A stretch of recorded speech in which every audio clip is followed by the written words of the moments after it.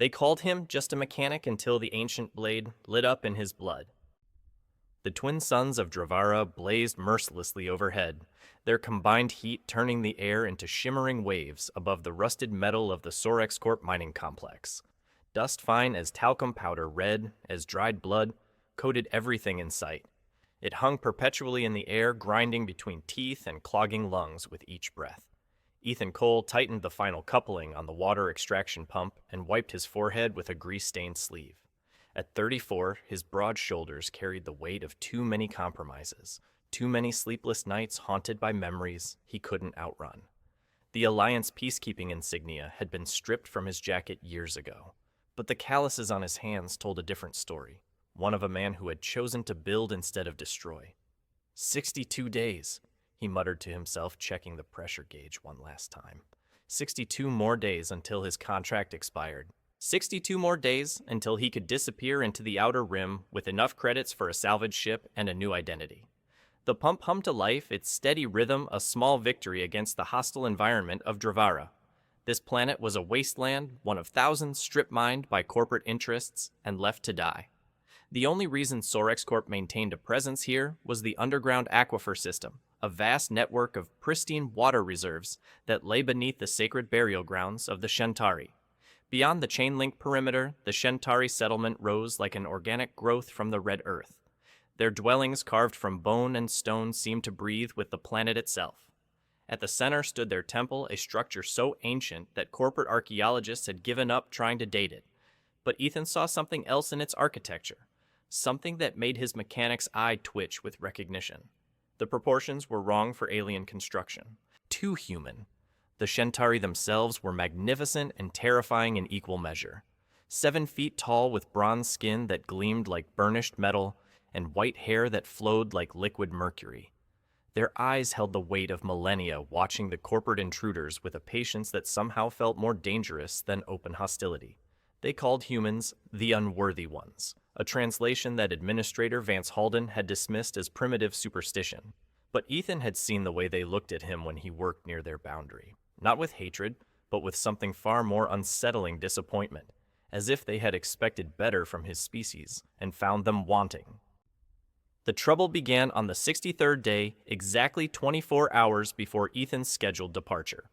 He was performing final maintenance checks on the primary extraction array when the alarm started blaring across the complex. The sound cut through the perpetual hum of machinery like a blade through silk, bringing every worker to a stop.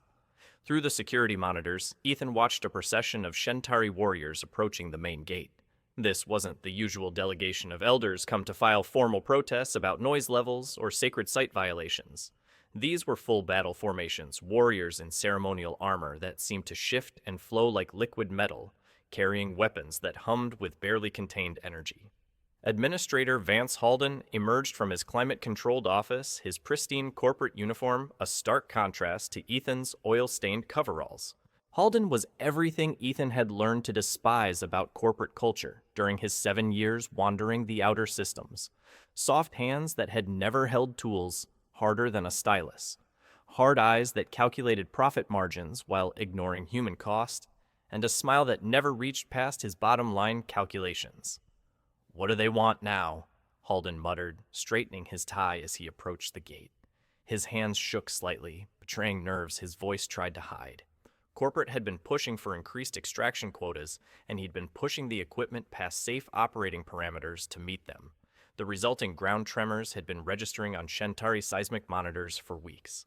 The Shentari delegation was led by Elder Thuron, a being so ancient that his bronze skin had taken on the patina of weathered copper. His ceremonial robes bore patterns that seemed to shift when viewed directly, and the staff he carried was topped with a crystal that pulsed with its own inner light.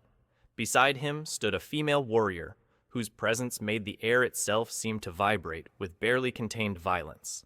She was younger than the elder, perhaps equivalent to 30 human years, with the perfect muscular development of someone trained from childhood in the warrior arts. Her armor looked like it had been grown rather than forged, its surface covered in intricate patterns that hurt to look at directly. They seemed to move, creating optical illusions that suggested depth and movement where none should exist. "Administrator Halden." Elder Thurin's voice carried across the compound with the authority of falling mountains. Each word was precisely enunciated, as if the common human tongue was a barely adequate tool for expressing concepts that required the full harmonic range of Shentari speech. The sacred waters cry out, "Your machines have breached the threshold of tears." Halden's jaw tightened visibly. He'd been briefing corporate headquarters just that morning about the breakthrough into a new section of the aquifer system. The yield had been spectacular enough to exceed quarterly quotas by 40%. But the drilling had gone deeper than any previous operation, piercing layers of rock that the Shentari claimed held special significance. The threshold of tears was Shentari mythology according to the corporate xenocultural briefings, a depth in their aquifer system that they claimed would anger their ancestors if disturbed. Halden had dismissed it as superstitious nonsense, but the look in Elder Thurin's eyes suggested the old being took it very seriously indeed. The treaty grants Sorex Corp unlimited extraction rights within designated zones. Halden replied, his voice carrying false confidence learned in corporate negotiation seminars. We're operating within legal parameters established by Galactic Commerce Commission standards. The female warrior stepped forward, and Ethan felt something primal in his hindbrain scream warnings. She moved with the controlled power of a predator that had never known defeat, every muscle perfectly balanced, every motion economical and precise. Her hand rested on the hilt of a blade that seemed to drink in the harsh sunlight rather than reflecting it. "I am Kaelra of the First House, blood-sworn daughter of the Temple Keeper of the Ancient Blade." She said, her voice like winter wind through broken glass. Each title carried weight in Shentari culture, honors that took decades to earn, responsibilities that lasted lifetimes. The treaty was signed by those who came before, but the Ancestors' Covenant supersedes all mortal agreements. Her golden eyes fixed on Halden with predatory intensity, and the administrator took an involuntary step backward. "We invoke the Blade Right, the single combat to determine the fate of the sacred waters. Let your greatest warrior phase mine in honorable battle. The victor's people shall hold dominion over the disputed territory." Ethan felt ice form in his veins, despite the scorching heat. The Blade Right was legendary among the corporate workers, a ritual duel to the death that settled disputes when all other negotiations failed. It dated back thousands of years in Shentari culture, older than their first contact with galactic civilization. No one had been foolish enough to invoke it in decades. The implications were staggering. If Sorex Corp accepted and lost, they'd forfeit their extraction rights entirely. If they refused, they'd be admitting cowardice in front of a species that valued honor above life itself. The political ramifications could destroy corporate operations across a dozen systems, where Shentari influence held sway. Halden's face went pale beneath his carefully maintained tan. He looked around desperately at his security team mercenaries, who were more comfortable intimidating unarmed workers than facing trained warriors in ritual combat.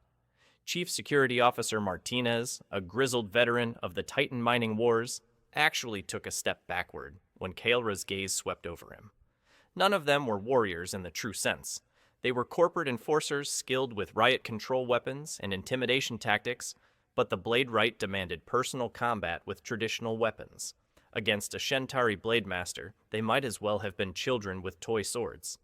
Then Halden's eyes fell on Ethan, and a calculating smile spread across his face, the kind of smile that had preceded the worst decisions Ethan had witnessed in his alliance days. "Very well," Halden announced, his voice carrying across the courtyard with renewed confidence. "Sorex Corp accepts your challenge. Our champion will be..." He pointed directly at Ethan, who had been trying to fade into the background near the maintenance shed. "Ethan Cole, former Alliance peacekeeping officer, decorated veteran of the Outer Rim pacification campaign."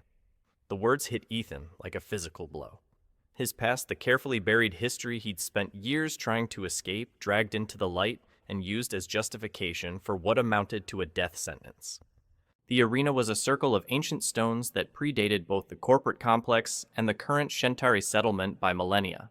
Each monolith stood 12 feet high, their surfaces worn smooth by countless years of wind and sand, but still bearing traces of carved symbols that seemed to shift and change when viewed from different angles. As Ethan stepped into the ring, his mechanic's eye automatically cataloged details that others might miss. The stones weren't randomly placed. They followed geometric patterns that created perfect acoustic properties, allowing whispers from the center to be heard clearly at any point on the perimeter. More importantly, they weren't Shentari work. The symbols carved into the standing stones weren't in the flowing organic script of current Shentari writing. They were angular precise, following mathematical principles that made Ethan's breath catch in recognition. They were human. Old human. Pre-diaspora human from the era when Earth's colonies were just beginning to reach beyond the Sol system. But that was impossible. Human expansion into this sector hadn't begun until 3 centuries ago, long after these stones had been weathered into their current condition. The dating was all wrong, unless... First blood to the ancient stones. Elder Thuron intoned his voice, carrying the weight of ritual formula spoken countless times over countless generations. Let the ancestors judge who speaks truth, who carries honor, who deserves dominion over the sacred waters. Kaelra stood opposite Ethan, magnificent and terrible in her organic armor. The plating seemed to respond to her movement, shifting slightly to provide optimal protection while maintaining flexibility. The blade in her hands was unlike anything Ethan had ever seen, not forged, but grown, its surface covered in symbols that seemed to shift and flow like living text responding to her pulse. The weapon hummed with its own frequency, a sound that resonated in his bones and made his teeth ache. But there was something else, a harmonic undertone that seemed almost familiar, like a half-remembered song from childhood. "I am sorry, small one," Kaelra said, her voice carrying genuine regret. The formal combat stance she assumed was fluid and perfectly balanced, ready to explode into motion at the slightest provocation. "Your administrator has sent you to die for his cowardice. Know that your sacrifice will be honored in our songs, even though your people show no honor." Ethan hefted his standard-issue combat knife, feeling foolishly inadequate. The blade was military surplus designed for utility, rather than artistry. Against Kaelra's living weapon, it looked like a child's toy. "I'm not planning to die today," he said, settling into the defensive stance his alliance training had drilled into his muscle memory. The movements felt rusty after years of disuse, but familiar. Like putting on an old uniform that still fit despite the years. "Plans change," Kaelra replied and attacked. She moved like liquid lightning, her blade singing through the air in patterns that seemed to follow geometric principles beyond human understanding. Ethan barely managed to dodge the first strike, feeling the wind of her blade against his cheek as displaced air carried the scent of ozone and something else, something that reminded him of thunderstorms and deep space. The blade left a brief afterimage in his retina, a trail of light that suggested it was moving through dimensions his eyes couldn't fully process. But his body responded before his mind could analyze the impossibility, muscle memory kicking in to save his life. But something strange happened as the fight progressed. Ethan's movements began to flow in counter patterns to hers, as if his body remembered steps to a dance he'd never learned. When she attacked high in a classical Shentari opener, he found himself ducking and circling left in a move that belonged to no human fighting style he'd ever studied. Kaelra's golden eyes narrowed as she pressed her advantage, her strikes becoming more complex, more ritualistic. This human fought like no other she had faced, not with the brutal efficiency of corporate soldiers or the desperate flailing of the untrained. He fought like the old ones from the temple stories, using forms that hadn't been seen for 1,000 years. "You know the sacred forms," she said during a brief separation, circling him warily. Her armor had acquired several scratches, superficial marks that wouldn't have existed if she'd been fighting a normal human opponent. "Who taught you the dance of blades?" "I don't know what you're talking about," Ethan gasped, but even as he said it, he felt the lie burning in his throat. His body knew things his mind didn't understand.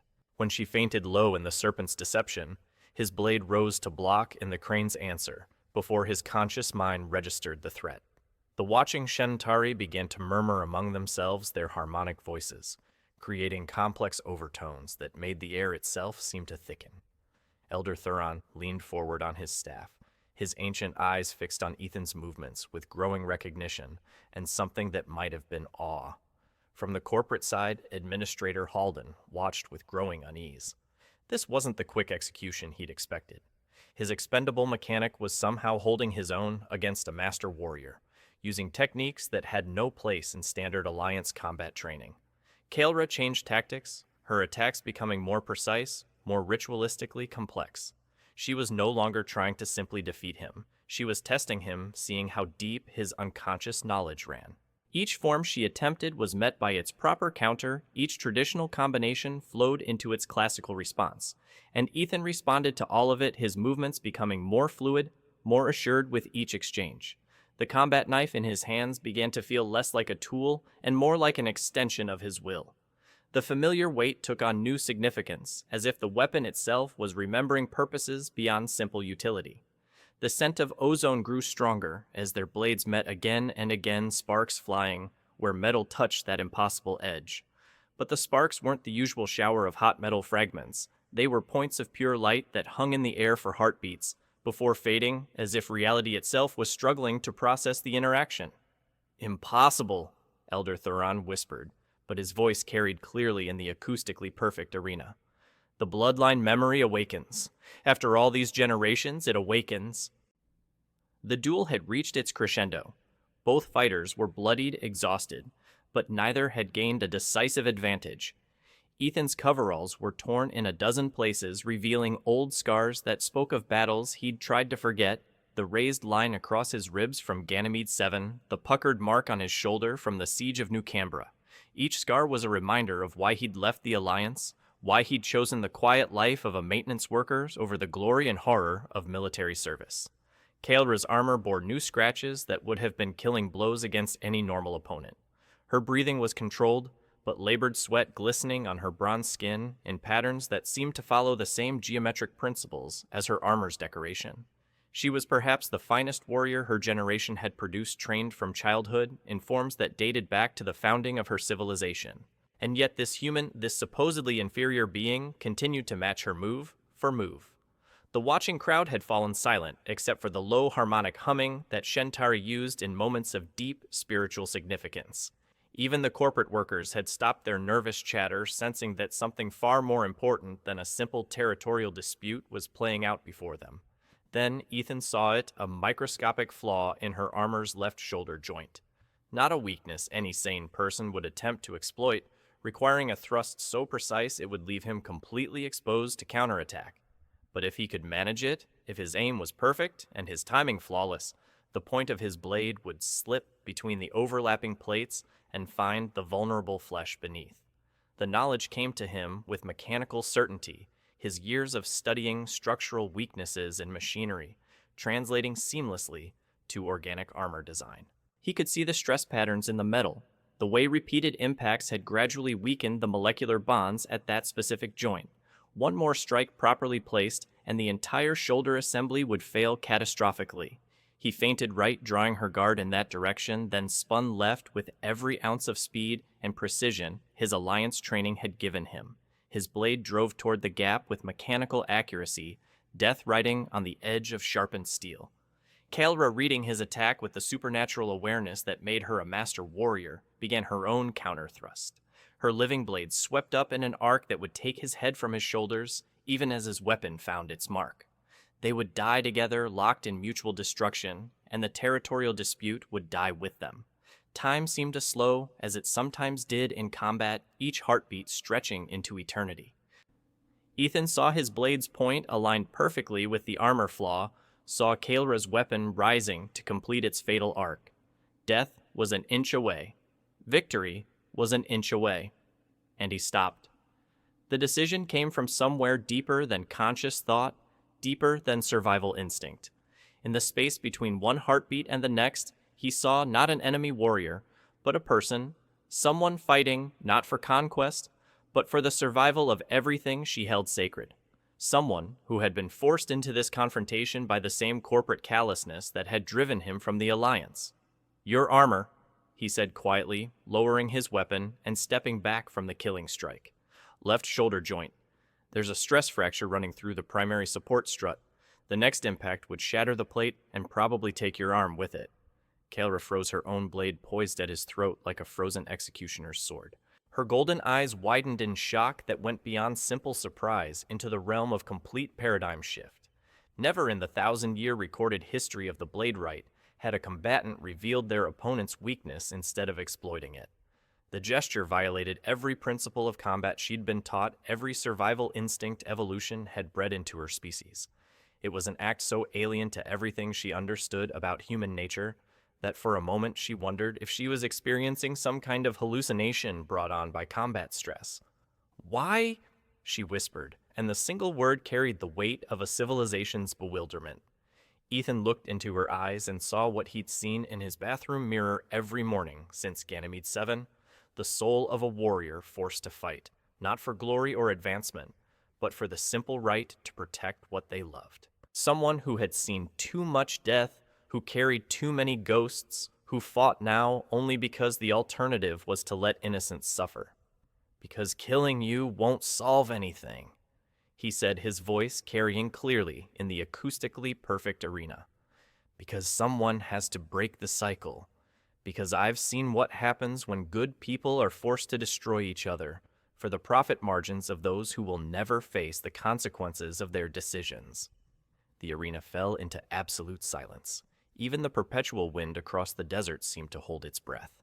In the corporate observation area, Administrator Halden's face went through several color changes as he realized his carefully planned solution was collapsing into something entirely unexpected. Then, Kaelra did something that had never been recorded in the annals of Shentari combat history.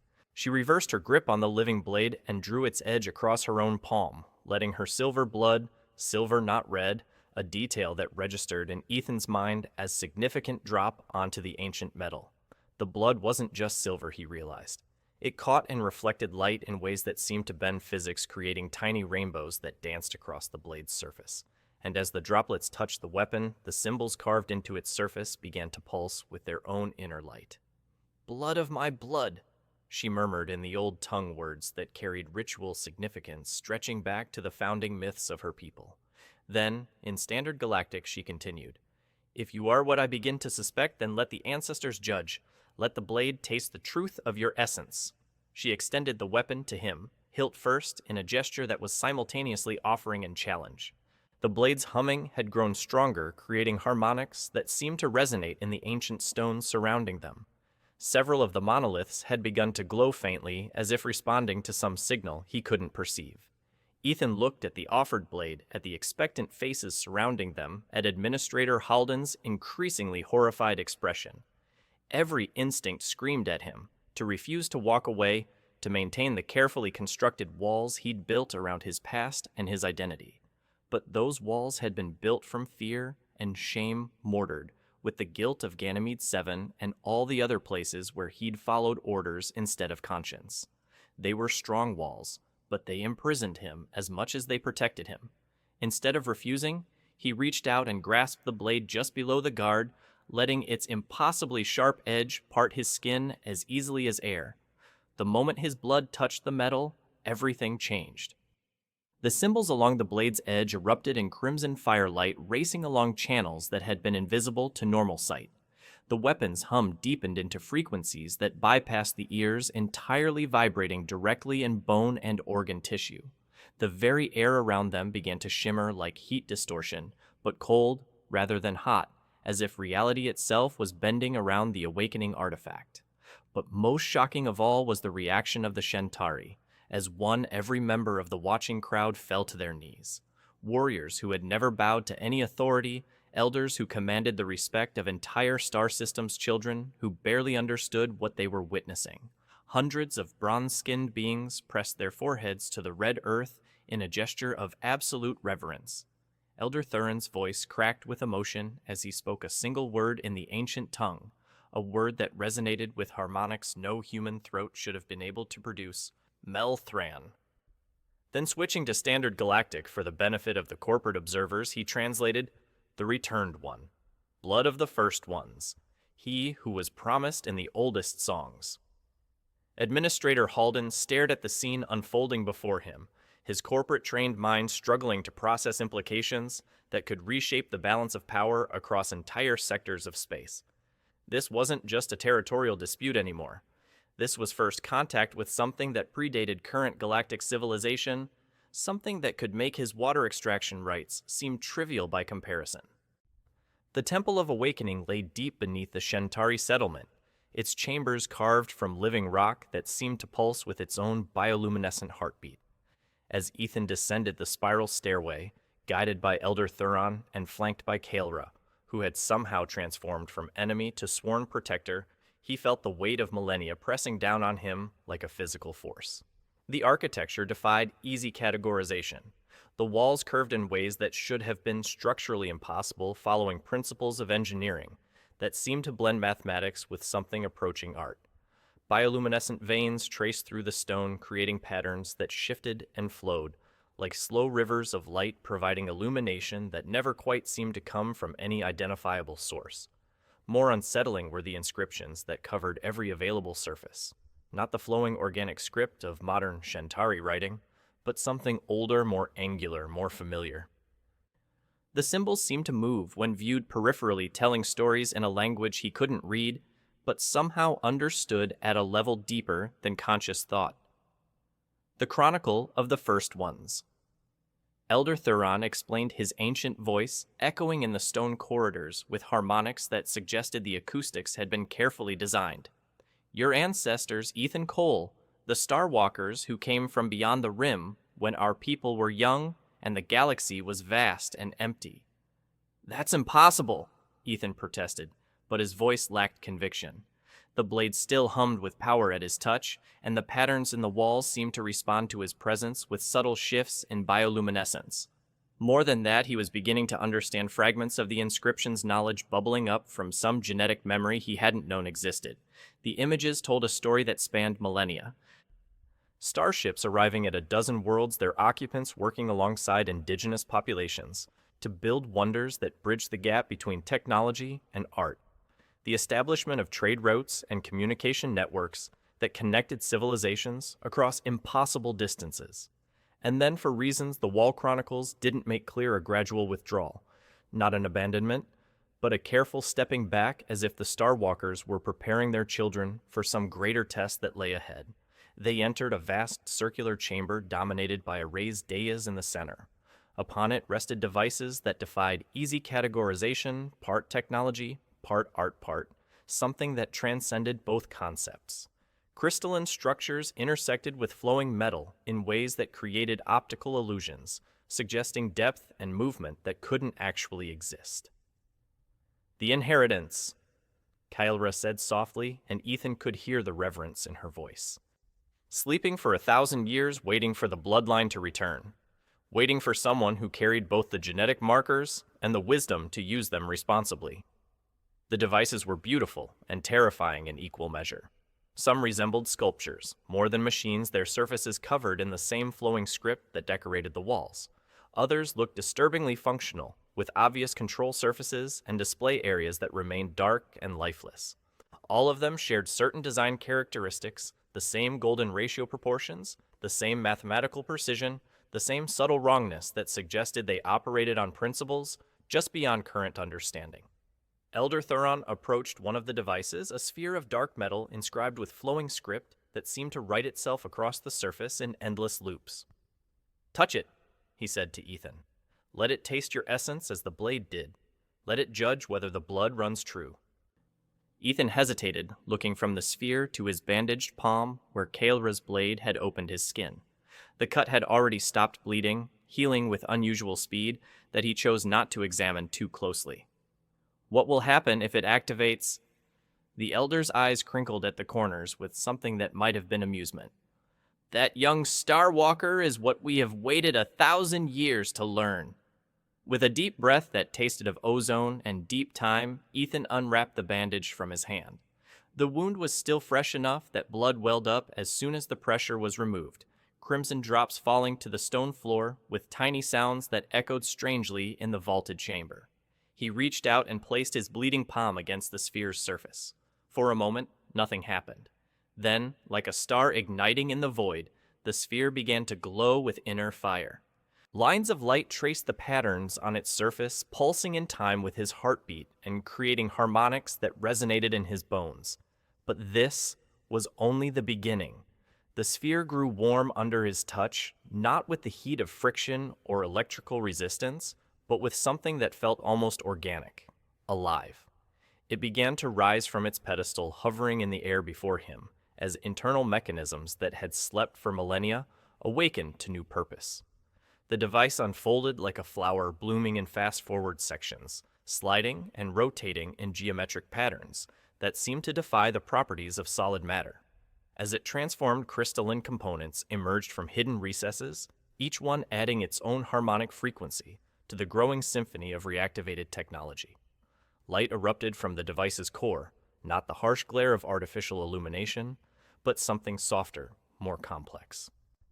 The radiance filled the chamber, washing over them in waves of information too complex for human consciousness to process directly. But somehow, Ethan's mind adapted. The data stream resolved itself into images. He could understand concepts that bypassed language and spoke directly to understanding. He saw Dravara as it had been millennia ago, not the strip-mined wasteland of corporate extraction, but a garden world of impossible beauty. Vast cities rose in harmony with natural landscapes, their architecture following organic principles that made them seem like extensions of the planetary ecosystem rather than impositions upon it. Crystalline spires reached toward stars, their surfaces alive with patterns of light that spoke of purposes beyond mere decoration. And moving through these impossible cities were figures that looked remarkably human despite the eons that separated them from current galactic civilization. They worked alongside beings who were clearly the ancestors of the modern Shentari, their bronze skin gleaming in light from alien suns, their projects requiring both human ingenuity and Shentari wisdom to achieve completion. The visions expanded beyond Dravara to show similar scenes on dozens of worlds throughout the galaxy. Always the same pattern starships arriving, first contact protocols that emphasized cooperation over conquest, the gradual integration of human and indigenous knowledge to create wonders that neither species could have achieved alone. But then came the darker images. War spreading across the galaxy as younger civilizations discovered faster than light travel and began expanding aggressively. Resource conflicts that turned garden worlds into battlefields. The gradual recognition that the galaxy wasn't ready for the gifts the Starwalkers had tried to share. The vision showed the Great Withdrawal as human ships lifted from 100 worlds, carrying with them technologies that wouldn't be seen again for millennia. But they left behind more than empty buildings and abandoned cities. They left genetic markers scattered among the indigenous population's bloodline keys that would someday unlock the sleeping knowledge when the galaxy had matured enough to use it wisely. The vision faded, leaving them in the soft glow of activated technology throughout the chamber. Devices that had been dark and lifeless were now humming with power, their displays showing information in scripts that seemed to write themselves across surfaces that moments before had been blank metal and stone. "Now you understand," Elder Thuron said, his voice thick with emotion. "Your people didn't abandon us, Ethan Cole. They seeded the galaxy with their children, spreading the bloodline across the stars, waiting for the day when the scattered fragments would begin to find their way home." Ethan stared at the active displays surrounding them, star charts showing trade routes between civilizations that no longer existed, genetic databases mapping bloodline distributions across hundreds of worlds, technical schematics for technologies that could transform matter at the molecular level or fold spacetime to make interstellar travel as simple as stepping through a doorway. This is why Sorex Corp can never be allowed to control these artifacts. He realized understanding flooding through him like ice water. They'd weaponize everything, turn tools of creation into instruments of destruction. The first ones knew this would be a danger, Kaelra said, her voice carrying new respect. That's why they encoded the activation sequences into bloodline markers and psychological profiles. The technology responds only to those who carry both the genetic heritage and the wisdom to use it responsibly. A new voice cut through the chamber's harmonious hum, cold, calculating, and entirely too familiar.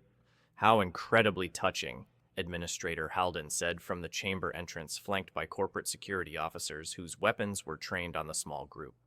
Their plasma rifles whined with barely contained energy, adding a discordant note to the ancient harmonics surrounding them. "But I'm afraid wisdom is a luxury that shareholders can't afford.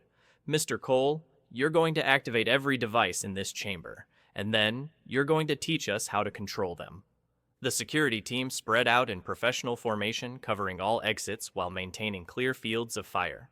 Behind them, Ethan could see more figures in corporate uniforms, scientists and technicians with recording equipment ready to document whatever they were about to witness. The standoff in the Temple of Awakening stretched taut like a wire ready to snap. Halden's security team had their weapons trained on Ethan and his companions, while ancient Shentari technology hummed ominously around them, the activated devices casting everything in an otherworldly glow that made the corporate uniforms look garish and out of place. The very air seemed to thicken with tension as two incompatible worldviews faced each other across the chamber. On one side stood corporate pragmatism, the belief that everything in the galaxy could be quantified, commodified, and converted into profit margins. On the other stood something far older, the understanding that some knowledge came with responsibilities that transcended economic value. "You don't understand what you're dealing with," Ethan said, his voice steady despite the plasma rifles pointed at his chest. The activated blade at his side continued to pulse with harmonics that made his bones ache in sympathetic resonance. "These aren't just machines you can reverse engineer and mass produce. They're alive in ways we're only beginning to understand. They judge the intent of those who try to use them." Halden's laugh was sharp and dismissive, echoing strangely in the chamber's acoustic environment. "Corporate R&D has heard every variation of ancient alien technology that chooses its user's story in the databases. It's all psychological warfare designed to keep primitives in control of resources they're too backward to exploit properly." The administrator stepped forward, his polished boots clicking against stone that had been old when human civilization was taking its first stumbling steps beyond Earth's atmosphere. "I've read the preliminary scans our technical teams ran on the artifacts before your little light show began. These devices operate on principles that could revolutionize everything: energy production, space travel, terraforming technology, even consciousness transfer." His eyes gleamed with the fervor of a true believer in corporate advancement. "Do you understand what Sorex Corp is prepared to offer you? Coal 50 million credits and your own research division, full corporate citizenship with voting shares, access to technologies from 100 worlds. And if I refuse," Ethan asked, though he already knew the answer, "then we'll find less pleasant ways to motivate you." Halden nodded to his security chief, a cybernetically enhanced woman whose neural implants glowed with their own inner light.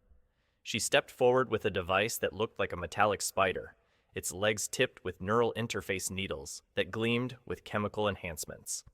"This little marvel can map brain patterns while you're activating the artifacts," Halden explained with the pride of someone showing off a particularly clever solution. "We'll have your genetic activation codes and the associated neural pathways mapped and recorded whether you cooperate or not. Corporate biotechnology can synthesize the necessary genetic markers within hours." Elder Thuron moved protectively in front of Ethan, his ancient staff beginning to glow with the same bioluminescent patterns that decorated the chamber walls. "The Ancestors' technology will not serve those with poison in their hearts," he declared, his voice carrying harmonics that made the corporate weapons whine in electronic protest. "Let's test that theory," Halden said, coldly signaling his security team to advance. But before they could take more than a step, the chamber filled with a sound like distant thunder rolling across infinite landscapes. The crystalline structures began to resonate at frequencies that made human teeth ache and Shentari warriors reach instinctively for weapons that could never harm what was awakening around them. The walls themselves came alive. Scripts flowed like liquid fire across stone surfaces, forming patterns that spoke directly to consciousness without passing through the bottleneck of language. The bioluminescent veins that traced through the rock began to pulse in synchronized waves, creating a visual rhythm that bypassed rational thought and spoke to something deeper. And from the patterns came a voice not heard through ears, but felt through every cell in their bodies, not spoken in any language, but impressed directly into the consciousness of every person in the chambers. "Who disturbs the sleep of stars?" Halden stumbled backward, his corporate confidence cracking like thin ice under the weight of something vast and incomprehensibly ancient. His security team's weapons wavered as targeting systems struggled to lock onto something that existed in too many dimensions for their sensors to properly track. The voice continued, each word carrying the accumulated weight of geological ages of stellar formation and planetary birth, of the slow dance of galaxies through cosmic time. I am the guardian of the inheritance. I am the test that cannot be avoided. I am the choice that defines the future. Reality seemed to bend around the chamber as the Guardian's presence filled the space. Ethan found himself standing alone in a realm between dimensions, facing something that appeared as a shifting amalgamation of starlight and shadow, mathematical precision, and organic beauty. Descendant of the bridge builders, the entity said, and its attention was like standing in the focused light of a star. The time of choosing has come. The inheritance awaits, but it will not be given to those who would use creation's tools for destruction's purposes. The Guardian's form shifted, showing him visions of possible futures. In one, corporate fleets armed with corrupted versions of First One technology strip-mined entire star systems, their weapons turning garden worlds into lifeless husks. In another, the ancient knowledge remained hidden, while civilizations rose and fell in ignorance, never achieving their full potential. Will you be what your ancestors were? Gardeners of worlds, builders of bridges between species, or will you follow the path your contemporary civilization has chosen, consumers of worlds, destroyers of harmony?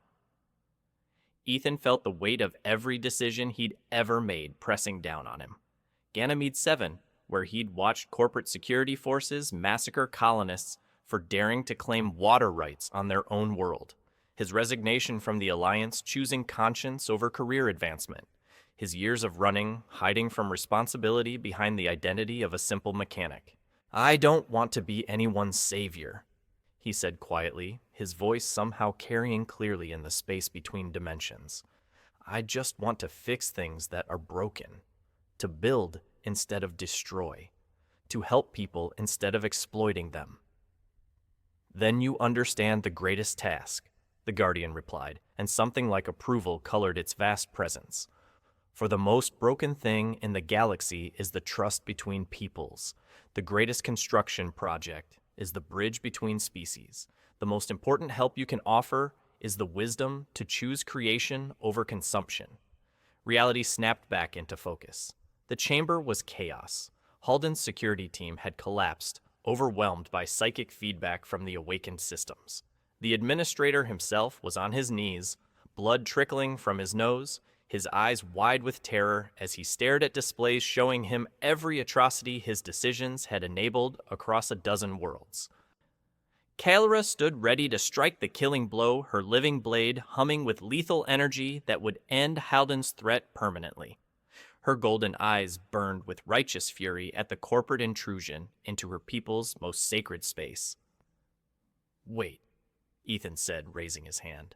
He approached Halden, whose corporate arrogance had evaporated entirely, leaving behind something that might have been the core of a human being, buried under years of profit margin conditioning. You heard the Guardian, Ethan said quietly, kneeling beside the broken administrator. These technologies don't just respond to genetic codes. They judge intent, evaluate character, test the worthiness of those who would wield them. Fear and greed mark you as unworthy, but that judgment isn't permanent. He extended his hand to help Halden to his feet, the same gesture he'd made to Kael'ra in the arena. The choice is yours. Continue down the path of exploitation, or help us build something better. Help us prove that humanity deserves the inheritance the first ones left behind. Halden stared at the offered hand, then at the displays surrounding them, still showing the consequences of corporate policies he'd helped implement. For the first time in years, he seemed to be seeing the human cost of decisions that had previously been nothing more than numbers in quarterly reports. I need to contact corporate headquarters, he said, but his voice lacked its former certainty. There are protocols for first contact scenarios, regulations about cultural contamination and indigenous rights. No, Ethan said firmly. First, you need to decide who you want to be. Then you can worry about corporate protocols. The Guardian's presence hadn't withdrawn completely. It still hovered at the edge of perception, watching, judging, ready to respond if the corporate forces chose violence over cooperation. The message was clear. This technology would not be exploited by those who had proven themselves unworthy. 3 months after the awakening in the temple, Dravara had become something unprecedented in the galaxy, a joint human-Shentari research colony that operated on principles of mutual benefit rather than exploitation.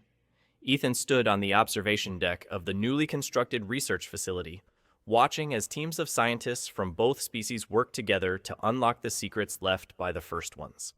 The technology they'd discovered was staggering in scope, not just energy sources and starship designs, but entire philosophies of existence encoded into crystalline matrices.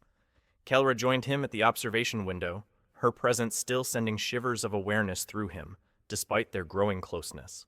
The warrior who had once tried to kill him had become his partner in every sense that mattered, Guardian Translator, and slowly something much deeper. "The Council of Worlds wants to send a delegation," she reported. "Word of what we've discovered here has reached the inner systems." Ethan nodded, unsurprised. The star map they'd activated pointed to dozens of worlds throughout the galaxy where similar caches of First One's technology might be waiting. But each site would require someone carrying the proper genetic markers to unlock it. "How many others like me do you think there are out there?" he asked. "The genetic scans suggest the First Ones were thorough in their seeding," Kelra replied. "Fragments of their DNA appear in bloodlines across dozens of species, but you were the first to awaken fully."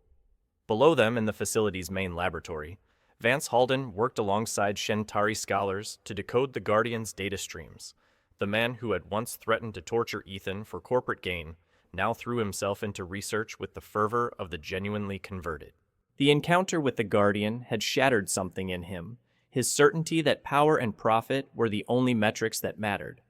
The irony, Halden had told Ethan the week before, is that by treating this as a partnership instead of a conquest, we're learning more in months than Sorex Corp would have discovered in decades of forced extraction.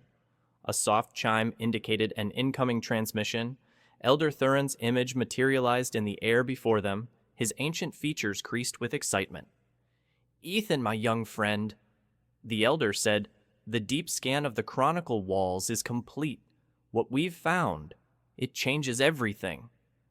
The data stream that followed painted a picture that left Ethan breathless. The First Ones hadn't been the first galactic civilization, they'd been the inheritors of an even older legacy one that stretched back to the dawn of intelligence in the galaxy. A cycle of growth exploration, seeding, and return that had repeated itself across millions of years.